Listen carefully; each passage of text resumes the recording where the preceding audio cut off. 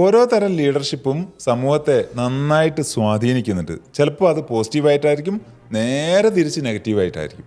ഇപ്പോൾ നല്ല അറിവുള്ള ഒരാൾ, അതുപോലെ തന്നെ അറിവിൻ്റെ കൂടെ നല്ല തിരിച്ചറിവ്, അനുഭവജ്ഞാനവും തിരിച്ചറിവും റിയലൈസേഷനും ഒക്കെ ഉള്ള, വിസ്ഡം ഒക്കെ ഉള്ള ആൾ, അതുപോലെ അയാൾക്ക് പണവുമുണ്ട്, അത്യാവശ്യം പണമുണ്ട്, കാരണം മറ്റൊരാളെ ആശ്രയിക്കേണ്ട സ്വാശ്രയത്തുള്ള ഒരാൾ, ഇതുപോലെ തന്നെ അയാൾക്ക് അധികാരവും കൂടെ ഉണ്ടായാലോ ഒരു പെർഫെക്റ്റ് ലീഡർഷിപ്പാണ് വരിക.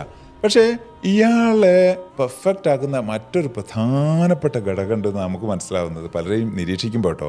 കാരണം അത് പൊളിറ്റിക്സിലുണ്ട്, അതുപോലെ തന്നെ മറ്റ് ഇൻഫ്ലുവൻസേഴ്സിൻ്റെ ഇടയിലുണ്ട്, ഇതുപോലെ ബിസിനസ് ലീഡർഷിപ്പിലും ഉണ്ട്. എന്താണെന്ന് പറഞ്ഞാൽ കുടുംബത്തിൽ നിന്ന് കിട്ടുന്ന ഒരു കുലീനത, നോബിൾനെസ് എന്ന് പറയും. അതൊരു സാംസ്കാരികമായ ഉന്നതമായ ഒരു ഒരു ഒരു ഒരു സ്റ്റാൻഡർഡൈസേഷനാണ്. അല്ലെങ്കിൽ അവർക്ക് കിട്ടുന്ന ഒരു എന്താ പറയുക, പ്രത്യേകമായ ഒരു ചെറുതാവാത്ത എന്നാൽ ഒട്ട് വളരെ പൊങ്ങച്ചത്തിൻ്റെയും പ്രകടനപരതയുടെയും വലുപ്പത്തിൻ്റെയും കാര്യങ്ങൾ പറഞ്ഞ് തന്നെ ചെറുതാക്കാത്ത ഒരവസ്ഥയാണ്.